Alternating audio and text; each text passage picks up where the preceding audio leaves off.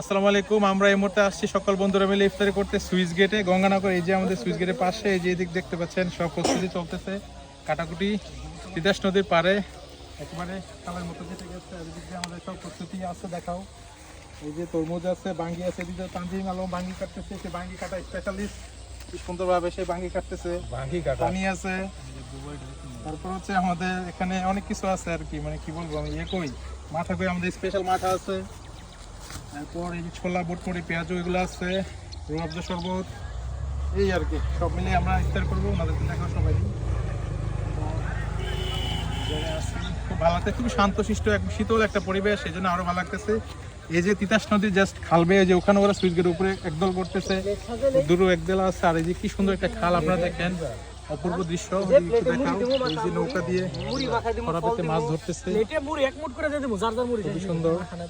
Okay, thank you. এগুলো মা খাবো, এগুলো মা খাই তো এগুলো দিব।